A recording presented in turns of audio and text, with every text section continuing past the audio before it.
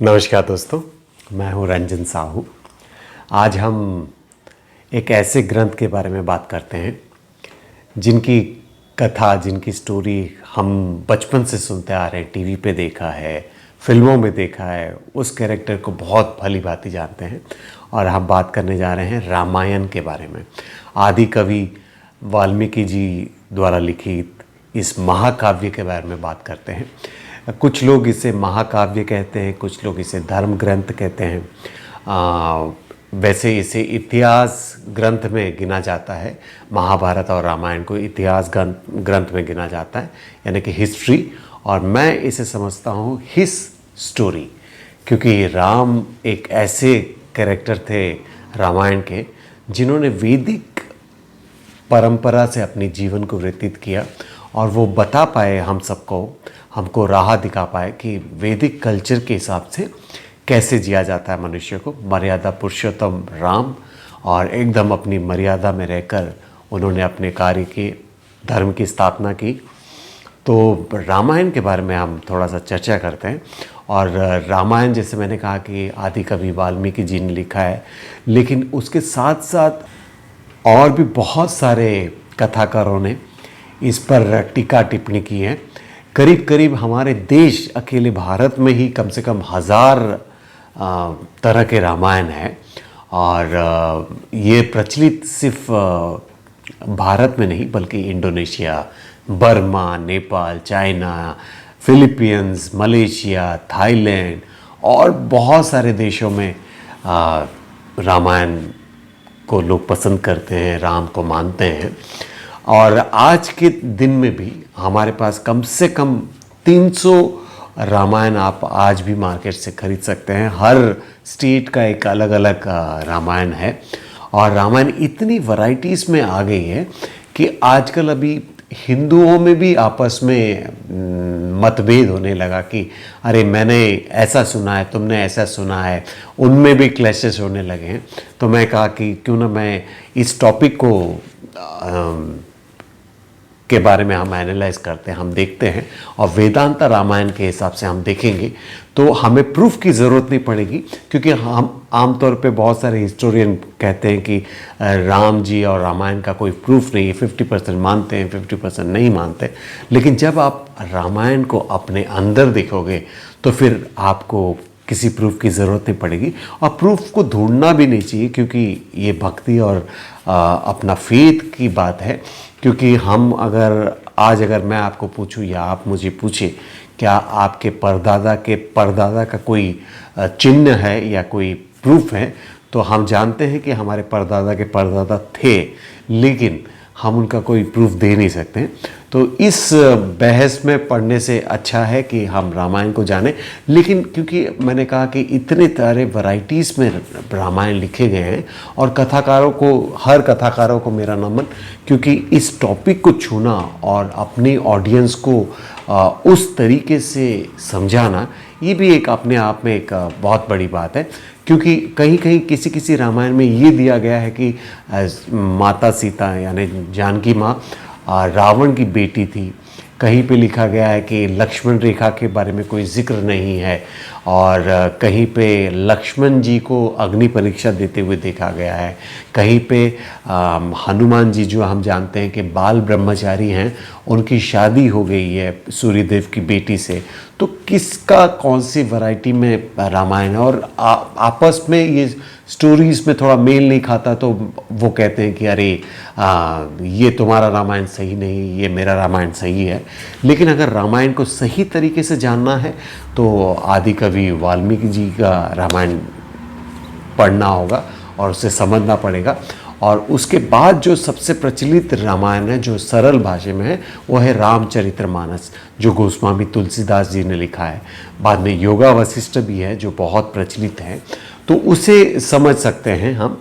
और लेकिन जो ऑथेंटिक सोर्स है, क्योंकि उन्होंने सबसे पहले लिखा, तो आदि कवि वाल्मीकि जी का रामायण ही सबसे महत्व और सबसे वैलिड रामायण है। लेकिन आज हम उसे वेदांता के रूप में देखेंगे, यानी कि हम अपने सारे कैरेक्टर्स को, रामायण के सारे कैरेक्टर को हमारे शरीर में, हमारे मन में, हमारी बुद्धि में देखने की कोशिश करेंगे और देखेंगे कि कैसे हम रामायण को समझ पाते हैं। तो सबसे पहले राम जो हैं वो विष्णु जी के अवतार हैं, नारायण के अवतार हैं। तो वो परमात्मा है और हम सब जीवात्मा है। तो परमात्मा जब कभी संसार में, इस सृष्टि में जब अवतार लेकर आते हैं तो वो ऐसे जगह पे अवतार लेंगे जहाँ पर कभी कोई युद्ध नहीं हुआ हो, जैसे कि अयोध्या। अयोध्या का अर्थ ये होता है कि जहाँ पर कभी युद्ध नहीं हुआ। तो वो अगर जन्म लेंगे तो एक ऐसे घर में जन्म लेंगे जो कि राजा दशरथ, रथ यानी कि शरीर होता है, कठोपनिषद में दिया गया है, भगवत गीता में दिया गया है।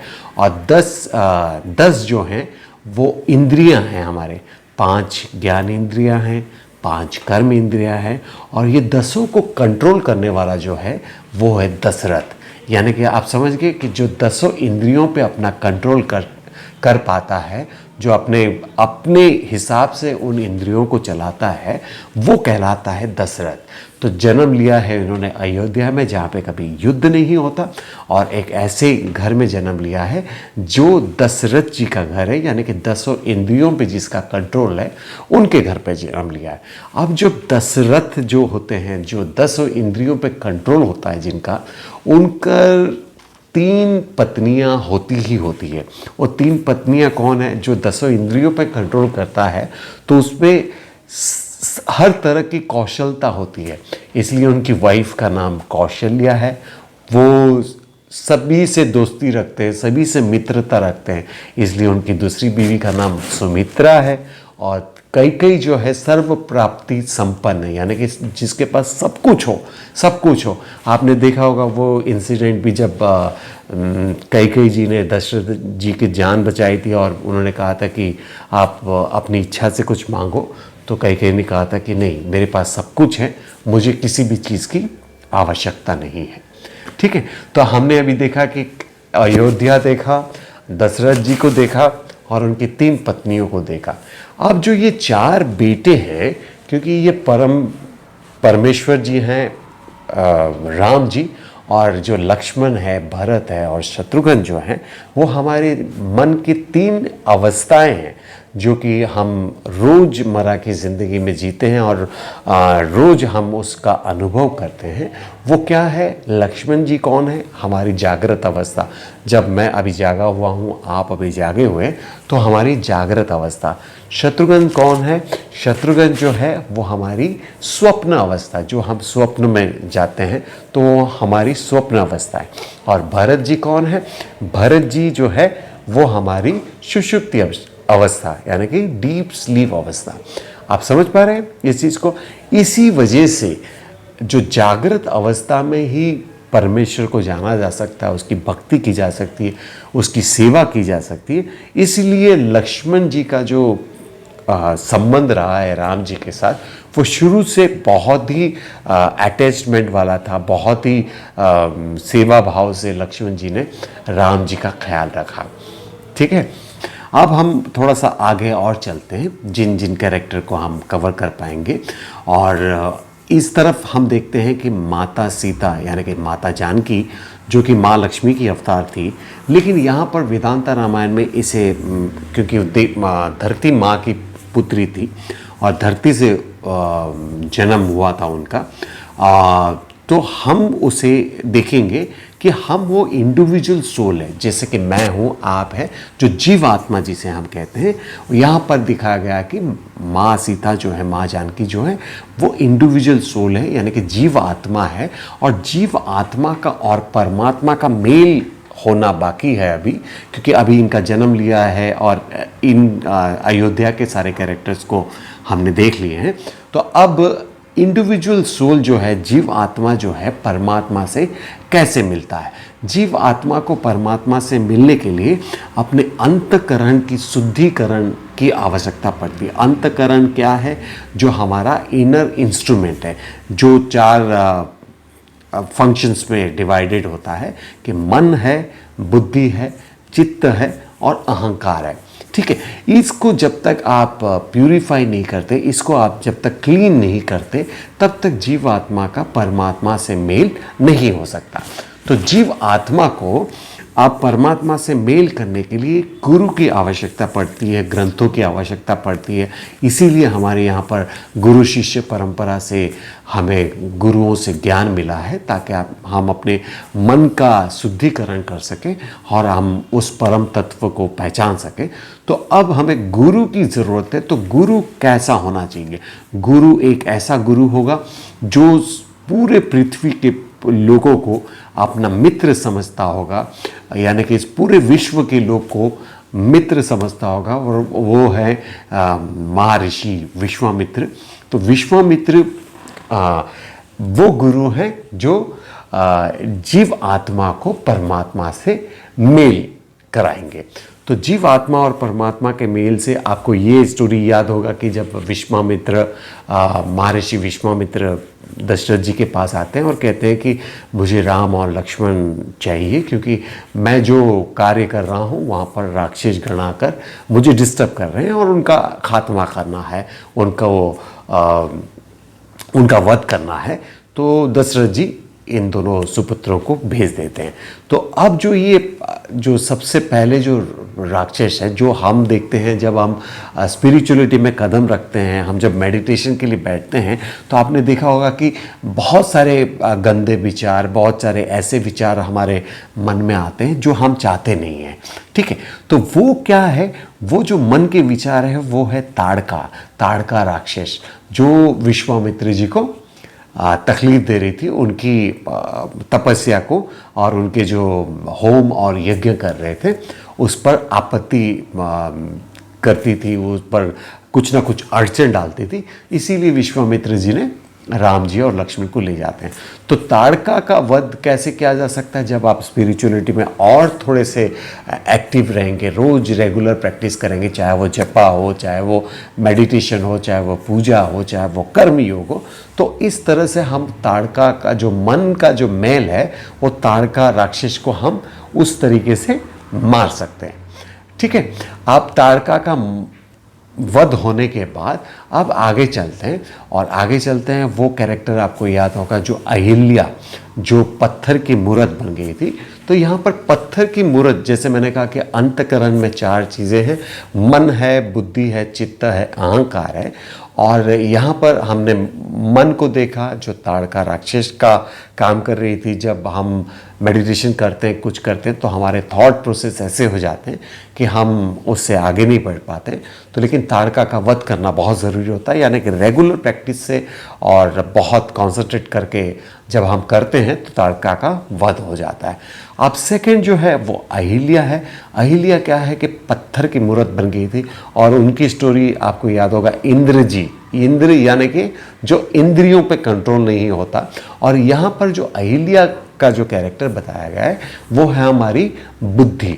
जो बोलते हैं ना कि बुद्धि एकदम इसका बुद्धि भ्रष्ट हो गया, या इसका बिल्कुल बुद्धि से काम नहीं ले पा रहा है, या विनाशकारी विपरीत बुद्धि जिसे कहते हैं, जो बुद्धि से बिल्कुल एक्टिव नहीं रहते हैं, तो वो क्या हो जाते हैं? वो एकदम पत्थर की तरह हो जाते हैं, उस पत्थर की तरह हो जाए। लेकिन जब उसे परमात्मा का या और अच्छे गुरु का साथ मिलता है, सानिध्य मिलता है, तो वो क्या करते हैं कि बुद्धि फिर से एक बार एक्टिव हो जाती है। तो जब जैसे ही राम जी उन्हें अपने चरण कमल से छूते हैं तो वो फिर से जीवित हो जाती है, यानी कि अब हमारा मन की शुद्धिकरण हो गया और हमारा बुद्धि भी काम करने लगा। अब जो थर्ड चीज़ है जो यहाँ पर आपको ये याद होगा कि शिव जी का धनुष को तोड़ना है। शिव जी का धनुष किस चीज़ का प्रतीक है? अहंकार का प्रतीक है।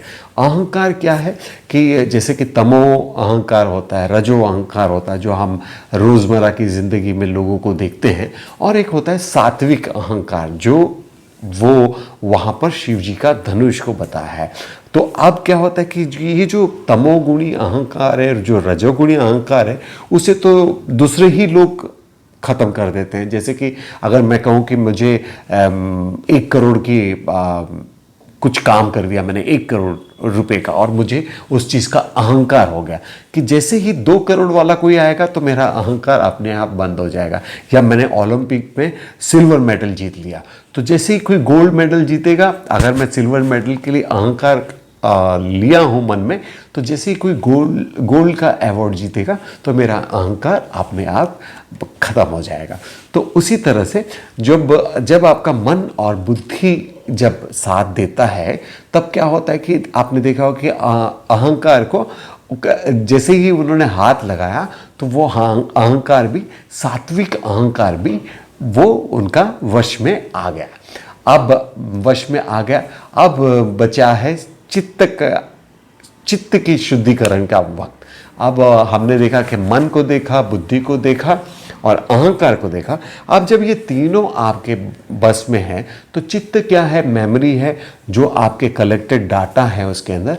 अब वहाँ पर चित्त की शुद्धिकरण तब होती है जब आपका मन, बुद्धि, अहंकार अगर कंट्रोल में है, तो आप जब अच्छे से बात करेंगे, मीठा बोलेंगे, कम बोलेंगे, शुद्ध बोलेंगे, सच बोलेंगे, तो अपने आप चित्त का प्यूरिफिकेशन हो जाता है, यानी कि चित्त का, मेमोरी का प्यूरिफिकेशन हो जाता है। तो इसके बाद जीवात्मा और परमात्मा का मिलन होता है, यानी कि उनकी स्वयंवर हो जाता है। अब सीता स्वयंवर के बाद जब राम, सीता जी, लक्ष्मण जी अयोध्या आते हैं, तो माँ कैकेयी अपने 2 वरदान को एनकेश करना चाहती है और कहती है कि राम जी को वनवास हो और साथ में भरत जी को राजगद्दी मिले। अब भगवान राम, लक्ष्मण जी, माता सीता वनवास की ओर चले जाते हैं। अब वनवास की ओर जाना यानी कि हमारा ये संसार है। संसार एक वनवास की तरह है जहाँ पर हर वक्त कोई ना कोई ऐसा सेंस ऑब्जेक्ट जो अपने इंद्रियों को खुश देने वाला ऑब्जेक्ट दिखते रहता है और हम उसके प्रति आकर्षित होते हैं। ये बात याद रखिएगा कि मैंने जैसे कहा कि माँ सीता को यहाँ पर हमने जीवात्मा की तरह लिया है, और जीवात्मा जो होता है वो हर वक्त किसी ना किसी ऐसे इच्छा के जपेट में रहता है या किसी डिज़ायर के जपेट में रहता है। और जब माँ सीता गोल्डन डियर को देखती है, सोनेरी हिरण को, और उसका कितना एक पल भर के एक मिनी सेकेंड या एक सेकेंड का दृश्य देखती है और उससे वो आकर्षित हो जाती है। जिस तरह से हम भी किसी सेंस ऑर्गन के जो खुशी देने वाला ऑब्जेक्ट को देखते हैं तो हम भी आकर्षित हो जाते हैं कि हमें भी ये चाहिए। तो माँ सीता अड़ जाती है कि मुझे वो सोनेरी हिरन चाहिए, यानी गोल्डन डियर मुझे चाहिए। तो अब राम जी निकल जाते हैं कि गोल्डन डियर को लेने के लिए। अब ये समझना बहुत ज़रूरी है कि इनका इंटेंस डिज़ायर है उस गोल्डन डियर को प्राप्ति करने के लिए। हमें भी कभी कभी होता है कि हम जब किसी वस्तु को ऐसा देखते हैं तो हम चाहते हैं कि हम अभी के अभी उसे हासिल कर लें, अभी के अभी उसे हासिल कर लें। और अगर हमारे चहित वस्तु और उसके बीच में कोई अगर आता है तो हम उसको ऊपर क्रोध भी करते हैं। जैसे कि आपने देखा होगा कि वो लक्ष्मण को माँ सीता ने पहली बार कब कुछ भला बुरा कह दिया था, उसी वक्त कहा था, क्योंकि लक्ष्मण जी उन्हें कुछ समझाने की कोशिश करते तो माँ सीता उनके ऊपर भड़क जाती है, जो पहली बार भड़कती है। और उसके बाद उनको बाद में फील भी होता है कि मैंने लक्ष्मण को भला बुरा कह दिया। वो तब होता है जब हम एक इंटेंस डिज़ायर में होते हैं और वो डिज़ायर की जब पूर्ति नहीं होती है और उसके बीच में जब कोई आता है तो हम उस पर क्रोध करते हैं। ठीक है। अब लक्ष्मण जी क्या करते हैं? लक्ष्मण जी लक्ष्मण रेखा बनाते हैं। लक्ष्मण रेखा बनाते हैं तो लक्ष्मण रेखा क्या होता है? अगर आपने अनुभव किया होगा, आपने अपने जीवन को देखा होगा, तो हमें क्या होता है कि एक इंटेंस डिज़ायर आने के बाद हमें एक उसे प्राप्ति करने के लिए जो इच्छाएं और जागृत होती है और जो मन में एंग्जाइटी, डिप्रेशन और एंगर क्रिएट होता है, तब भी अंदर से एक आत्मा होती है या एक अंदर की एक आवाज़ होती है जो कहता है कि मत करो फंस जाओगे, मत करो फंस जाओगे, है ना। तो लेकिन फिर भी हम क्या करते हैं कि वो जो लक्ष्मण रेखा है वो हमारा एक वार्निंग पॉइंट है कि भैया अभी भी वक्त है, अभी भी रह जाओ, अगर उसे पार करोगे तो कुछ ना कुछ हानि होगा। ठीक है, तो हमारा अनुभव ऐसा है कि हमने इंटेंस डिज़ायर किया, बाद में फिर हमें लगने भी लगा कि अगर इसकी पूर्ति करूँगा तो मैं फंस सकता हूँ, मुझे कहीं ना कहीं कोई ना कोई अड़चन आ सकती है। लेकिन हम भी क्या करते हैं कि हम वो लक्ष्मण रेखा को पार करके चले जाते हैं, और जैसे ही लक्ष्मण रेखा को पार करते हैं तो कौन आता है वहाँ पर? रावण, दशानन, यानी कि 10 सिरों वाला एक राक्षस। अब 10 सिर का जो प्रतीक क्या है? जैसे मैंने कहा कि 10 रथ जो है वो 10 इंद्रियों पे कंट्रोल करने वाला जो व्यक्ति है उसे कहते हैं 10 रथ, और जिसका बिल्कुल अपने 10 इंद्रियों पे कंट्रोल नहीं है वो है रावण। आप समझ पा रहे हैं इस कॉन्ट्रडिक्शन को? एकदम ऑपोजिट साइड है कि राजा दशरथ वो हैं जो अपने 10 इंद्रियों पे कंट्रोल किए हैं, और रावण वो है जो एक भी इंद्रियों पे जिसका कंट्रोल नहीं है। इसी वजह से उसे रावण कहा जाता है। रावण यानी कि राक्षस गण, और राक्षस गणों का एक चीज़ होता है कि वो हर चीज़ को खींच कर ले जाना चाहते हैं, या हर चीज़ को मतलब किसी न किसी फोर्सफुल तरीके से अपने वश में करना चाहते हैं। इसीलिए तो हम भी तो कितने सारे हमारे लाइफ में कैरेक्टर आते हैं जब हम बोलते हैं नहीं नहीं नहीं नहीं, अरे वो देवता समान है, अरे वो राक्षस जैसा है। राक्षस जैसा मतलब, उसका मतलब ये है कि उसके किसी भी सेंस ऑर्गन पे उसका कंट्रोल नहीं है, कंट्रोल नहीं। अच्छा, अब रावण की बात हुई है तो उनके और 2 जो भाई हैं उनके बारे में भी हम थोड़ा सा देख लेते हैं।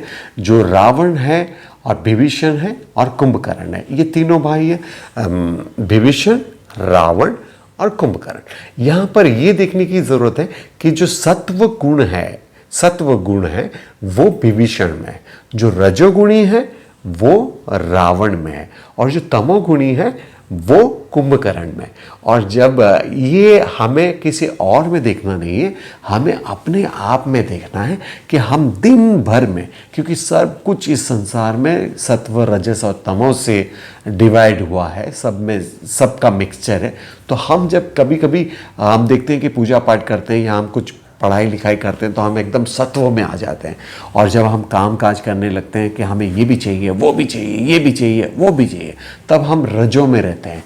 और जब हम सोते हैं, आलसपना रहता है, तब हम तमो में रहते हैं। तो ये एक पॉइंट को आप याद रखिएगा कि विभीषण, रावण और जो कुंभकर्ण है वो सत्व, रजस और तमस का मेल है। और जब हम अपने अंदर देखते हैं तो हमारे अंदर भी कभी सत्व गुण प्रदान होता है, कभी रजोगुण प्रदान होता है, कभी तमोगुण प्रदान होता है। अब विभीषण, रावण और कुंभकर्ण को हम थोड़ी देर के लिए श्रीलंका में ही छोड़ते हैं, और यहाँ पर देखते हैं कि राम और लक्ष्मण एकदम विचलित हैं। उन्हें पता नहीं है कि माँ जानकी, माँ सीता कहाँ गई, कौन ले गया, कहाँ अब है। अब जब वो जंगल घूम के जाते हैं तो उन्हें मिलते हैं सुग्रीव और हनुमान जी। तो हनुमान जी को हम थोड़ी देर के बाद देखेंगे, लेकिन अब देखते हैं सुग्रीव और बाली के कैरेक्टर के बारे में। सुग्रीव वो हैं जो अपने मन पर कंट्रोल है, लेकिन वाली कौन है? वाली को एक वरदान था कि उसके सामने कोई भी उससे युद्ध करने आएगा तो उसके सामने जो भी होगा उसकी जो आधी शक्ति है वो वाली के पास चली जाएगी। ठीक है, ये वरदान आपको याद होगा। और बहुत सारे बच्चे हमेशा पूछते हैं, अरे अगर राम भगवान थे तो वाली को क्यों छुप के मारा? अब वो सामने से भी मार सकते थे, ठीक है, लेकिन ये उनको वरदान था वाली को कि उनके सामने जो भी दुश्मन आए वो उनका आधा जो ताकत है, शक्ति है, वो वाली के पास चला जाए। अब वाली को, इस कैरेक्टर को देखने के लिए ये ज़रूरी है कि वाली का कैरेक्टर जो है वो लस्ट है, एकदम लस्ट, एकदम वासना से उपलब्ध। तो उसमें क्या होता है कि आपने देखा होगा कि सुग्रीव की वाइफ को भी उन्होंने किडनैप करके अपने पास रखा था। इतने लस्ट में वो थे, ठीक है, इतने वो लस्ट में थे। तो अब हम देखते हैं हमारे लस्ट की तरफ, जब कोई शराब पीता है या कोई सिगरेट पीता है या किसी और बुरी आदत है जो हमें पता है कि ये हमारी लत है या हमारी छूट नहीं रहा है, तो आप देखिए कि अच्छा खासा आदमी, स्ट्रॉन्ग आदमी, चाहे बॉडी बिल्डर क्यों ना हो, बहुत अच्छा स्ट्रॉन्ग आदमी होगा, मेंटली स्ट्रॉन्ग होगा, लेकिन अगर उसकी शराब की लत लग गई तो शराब आते ही वो लड़खड़ाने लगता है, ठीक है, या सिगरेट की खुशबू से ही वो लड़खड़ाने लगता है, या और किसी चीज़ का लस्ट अगर हो, बहुत ज़्यादा लस्ट हो, तो उसके सामने जाते ही वो लड़खड़ाने लगता है, चाहे वो फिजिकली कितना भी मजबूत क्यों ना हो, मेंटली कितना भी मजबूत क्यों ना हो, उसके क्या होता है कि ये लस्ट के सामने जैसे ही जाएगा तो वो लड़खड़ाने लगता है, लड़खड़ाने लगता है, यानी कि उसकी जो शक्ति है वो इसके पास चली जाती है और वो विचलित हो जाता है और शराब पी लेता है, या सिगरेट पी लेता है, या चाय पी लेता है, या कोई ऐसी बुरी आदत कर लेता है जो वो करना नहीं चाहता है, ठीक है। तो अब यहाँ पर अब समझने वाली बात है कि ऐसे जब लस्ट हो तो उसे सामने से कभी अटैक नहीं किया जा सकता है, ठीक है ना। कोई आदमी अगर शराब छोड़ना चाहता है तो शराब खाने में जाकर बैठकर शराब नहीं छोड़ सकता, उसे इतना किलोमीटर उससे दूर रहना पड़ेगा कि उसे कहीं मिले नहीं, तभी वो छोड़ पाएगा। तो इसी का प्रतीक है कि राम जी ने यहाँ पर ये दिखाया है कि जब अपने लस्ट को आपको ख़त्म करना हो तो आपको छुपकर ही वार करना पड़ेगा, ठीक है, छुपकर ही वार करना पड़ेगा, तभी आपका लस्ट ख़त्म हो सकता है या आप उस पर कंट्रोल पा सकते हो। अगर आप उसके सामने जाओगे तो लस्ट आपको कमज़ोर बना देगा, आपका शक्ति उसके प्रति चला जाएगा। जो हनुमान जी हैं वो हमारा मन है और उसके अंदर के थॉट है, यानी कि जो एकदम चंचल है और जो एकदम अस्थिर है। यानी कि आपने देखा होगा वानर कम्युनिटी को देखा होगा कि वो एक डाली से दूसरी डाली, दूसरी डाली से तीसरी डाली पर कूदी मारते रहते हैं और एक जगह पर भी बैठे तो हिलते डुलते रहते हैं, यानी कि एकदम अस्थिर रहते हैं, एकदम चंचल रहते हैं।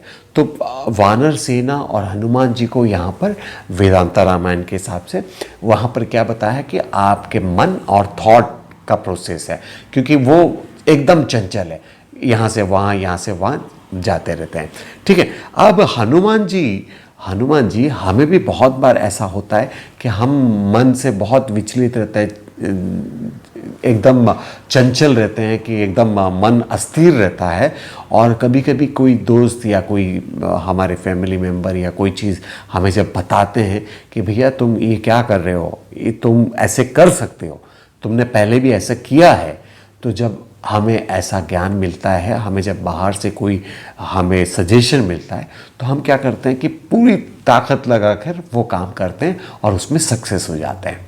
आप समझ पा रहे हैं इस चीज़ को। तो वानर जो है वो हमारा मन और हमारे थॉट जो हैं उसकी रिप्रेजेंट करते हैं। तो अब पूरी वानर सेना राम जी और लक्ष्मण जी के साथ है और उनका मनोबल भी बढ़ गया है, क्योंकि अब उनके साथ बुद्धि और परमात्मा का साथ है, तो अब मन एकदम कंट्रोल में है। तो लंका में माँ सीता जो है, माँ जानकी जो है, अशोक वाटिका में बैठी हुई है। अशोक वाटिका मतलब अशोक, जहाँ पर कोई शोक नहीं हो, जहाँ पर कोई दुख नहीं हो, क्योंकि वो सोने की लंका है, वो एकदम खुशहाल लंका है, लोग एंजॉय कर रहे हैं वहाँ पे, शराब पी रहे हैं, मदिरा पी रहे हैं, एंजॉय कर रहे हैं, और अशोक वाटिका यानी जहाँ पर कोई शोक नहीं है। तो यहाँ पर ये देखना ज़रूरी है कि अशोक वाटिका में माँ जानकी बैठी हुई है, माँ सीता बैठी हुई है, और वो शोक में है यानी कि दुखी में है। तो यहाँ पर ये देखना ज़रूरी है कि जब उनके पास राम थे, ठीक है, जब उनके पास राम थे तब उन्हें सोने की हिरन की ज़रूरत थी, यानी गोल्डन डियर की ज़रूरत थी। अब यहाँ पर ये सोने की लंका में, तो अब इन्हें राम की ज़रूरत है। आप समझ पा रहे हैं कि हमारा भी तो मन ऐसा करता है ना कि हम जब अचीव कर लेते हैं, चाहे वो कामयाबी हो, चाहे वो पैसे हो, चाहे वो घर हो, चाहे वो प्रॉपर्टी हो, और एक पर्टिकुलर मोमेंट के बाद हमें ऐसा लगता है नहीं यार ये सब की ज़रूरत नहीं है, हमें बस मन में शांति चाहिए और अच्छी नींद चाहिए, अच्छी भूख चाहिए और अच्छा जीवन चाहिए, है ना।